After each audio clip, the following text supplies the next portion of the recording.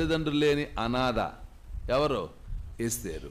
దేవుడు ప్రేమించి ఏం చేశాడు అంటే ఆమెను రాణిగా తీసుకువెళ్ళి ఆమెను అక్కడ కూర్చోబెట్టాడు. ఆయన చెప్పింది వాస్తవం అవ్వచ్చేమో. ఎందుకని? వస్తీని రాణిగా ఉన్న ఆమెను ప్రక్కన పెట్టి ఎస్తేరుని రాణిగా చేశాడు దేవుడు. ఆయన ముందు ఏమంటారండి, భవిష్యత్తు ఎరిగిన వాడండి. ముందు భవిష్యత్తు ఎరిగిన వాడు కనుక రాబోయే ఆ శోధన, రాబోయే ఆ కీడు, రాబోయే ఆ సమస్యను ముందే దేవుడు తెలియచేసి ఎస్తేరుని రాణిగా దేవుడు అభిషేకించాడు, లేక హెచ్చించాడు. నిజమే, మనకేం చాలాసార్లు బాధలో ఉన్నప్పుడు, శ్రమలో ఉన్నప్పుడు, దుఃఖంలో ఉన్నప్పుడు, అప్పుల్లో ఉన్నప్పుడు ఏమనుకుంటాం? నేను ఎందుకు ఇరుక్కుపోయాను, నాకెందుకు ఈ సమస్య వచ్చింది, నేను ఎందుకు ఇలా అయిపోయాను అని చాలాసార్లు మనకున్న వాటిని బట్టి బాధపడతాం, దుఃఖపడతాం. కానీ అది ఎందుకు వచ్చిందో కొంత దూరం వెళితే కానీ కారణం ఏంటో మనకు తెలుస్తుంది. విదేశాల్లో మిషనరీలను పంపిస్తారు. అలాగే ఒక సంస్థ వాళ్ళు మిషనరీని ఒక ప్రాంతానికి పంపించడానికి నిర్ణయించుకున్నారు. అయితే ఇప్పుడు అక్కడికి పంపిస్తున్నారు. అప్పటికే సుమారు 4 వెళ్ళారు, ఏ ఒక్కరూ రాలా. మిషనరీలుగా వెళ్ళారు, వెళ్ళిపోయిన వారు మరలా తిరిగి రాలా. ఇప్పుడు 5వ వాడిని సెలెక్ట్ చేశారు. చెప్పారు, బాబు పలానా టైంలో నువ్వు బయలుదేరి వెళ్ళాలి, ఇక మారు మాట్లాడటం వీలేదు. దేవుని సేవకుడు మరొక సహోదరుడు చెప్పాడు, నువ్వు పలానా చోటకు వెళ్ళాలి. తనకు తెలుసు అంతకుముందు 4 వెళ్ళారు, ఏ ఒక్కరూ తిరిగి రాలా. ఇప్పుడు 5వ వాడు తాను వెళ్ళాలి. సరే మరి వెళ్ళాలి, నీ వంతు నువ్వు వెళ్ళాలి, వెళ్తాను అన్నాడు ఆయన. ఆ దినాన్ని నిర్ణయించారు. వెళ్ళాల్సిన రోజు వచ్చేసరికి వచ్చే వారం వెళ్ళాలి.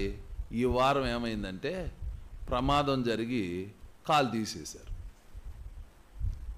ఇప్పుడు చాలా బాధపడ్డాడు. ఒకవేళ దేవుడే ఆపేశాడేమో. దైవజనులు ప్రార్థన చేశారు, వెళ్ళిపోవడానికి నిర్ణయించారు. కానీ ఇప్పుడు కాలు తీసేయాల్సి వచ్చింది. అదైనా కుడి కాలు తీసేశారు. వాయిదా పడింది ఇంకొక 6 నెలలు. ఆ తర్వాత ఆ కాలుకు బదులు మళ్ళీ చెక్క కాలు పెట్టారు. తిరగటం కొంచెం ప్రారంభించాడు. ఇప్పుడు మరలా కొంచెం సెట్ అయ్యారు కనుక ఇప్పుడు మరి వెళ్తావా? వెళ్తా.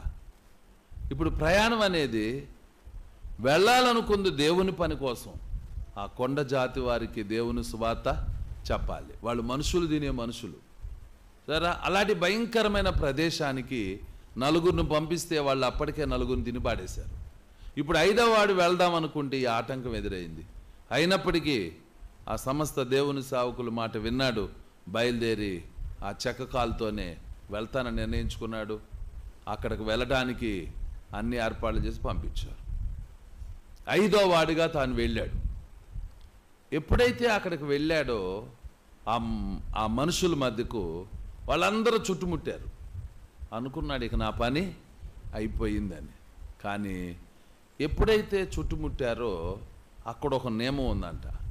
ఆ దళ నాయకుడు వచ్చి కుడికాలు బొటకన వేలు కొరికితే తప్ప మిగతా వాళ్ళు తినకూడదంట. అది వాళ్ళ నియమం. కాబట్టి ఈయన ఎప్పుడైతే వెళ్ళాడో ఆ దళ నాయకుడు వచ్చాడు, చూశాడు, కాలు బొటకన వేలు కొరికాడు. అది చెక్క గనుక నలగట్ల. అప్పుడు ఆయన ఏం చేశాడంటే ఈయన ఎట్లా మోకాళ్ళు వేశాడో ఆ చుట్టూ ఉన్న వాళ్ళకి చెప్పాడంట, అరే ఇది మనిషి కాదురా, ఇదేదో దేవుని రూపం వచ్చింది మన మధ్యలోకి, కనుక మీరు కూడా మోకాళ్ళు వేయండి. సరే, వాళ్ళందరూ మోకాళ్ళు వేశారు. ఇక ఆయన ఎట్లా చేస్తే వాళ్ళు కూడా అట్లా చేస్తున్నారు. వాళ్ళు తినే అక్కడ దొరికే, అడవిలో దొరికే తీసుకొచ్చి ఈయన కూడా పెట్టడం మొదలుపెట్టారు.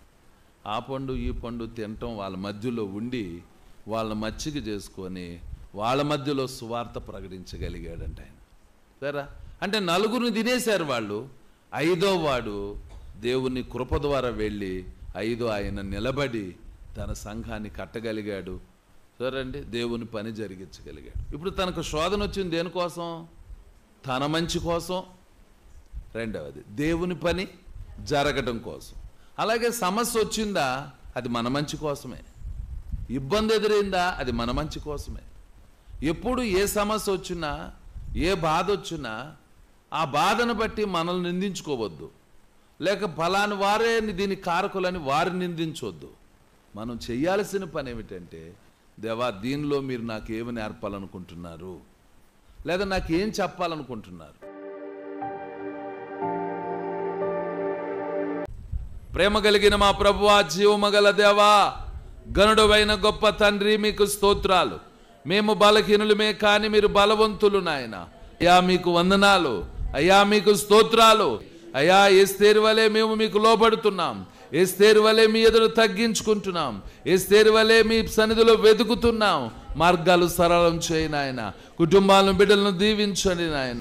చేయబడిన మా ప్రార్థన ఆలకించమని యేసు నామమున అడుగుచున్నాము తండ్రి, ఆమేన్.